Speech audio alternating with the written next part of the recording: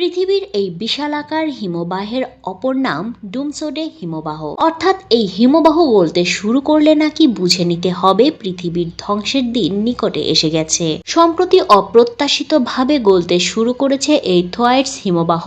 অ্যান্টার্কটিকায় অবস্থিত বিশাল আকারের এই হিমবাহটি গলতে শুরু হওয়ার খবর প্রকাশ্যে আসতেই উদ্বেগ প্রকাশ করেছেন বিজ্ঞানীরা। পৃথিবীর তাপমাত্রা যত বাড়ছে এর মেরুগুলোও চারপাশের সমুদ্রে হিমবাহ ততই গলতে শুরু করেছে।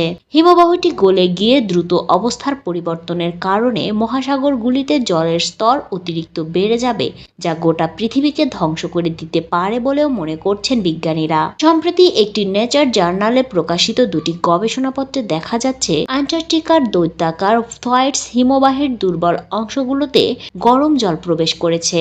পাশাপাশি ক্রমশ বাড়তে থাকা তাপমাত্রা হিমবাহের গলে যাওয়াকে আরো বেশি ত্বরান্বিত করছে।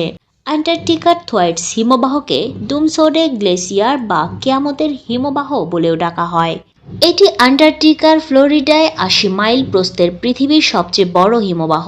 বিজ্ঞানীরা বলছেন এই হিমবাহটি গলে গিয়ে বিশ্বব্যাপী সমুদ্রের স্তর ১০ ফুট পর্যন্ত বাড়িয়ে দিয়ে মহাবিপর্যয় ডেকে আনবে।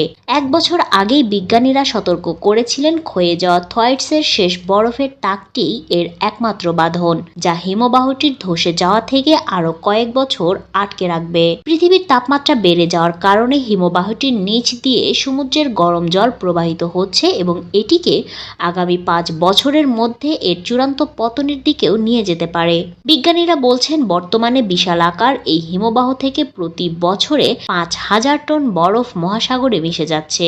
জানা গেছে এই গরম জল জমা হয়ে হিমবাহ গলে যাওয়ায় ত্বরান্বিত করে তুলছে। প্রতি বছর ৩০ মিটার করে বরফ গলছে। গরম জল হিমবাহের সবচেয়ে দুর্বল অংশগুলোতে প্রবেশ করে পরিস্থিতিকে আরো খারাপ করে তুলেছে।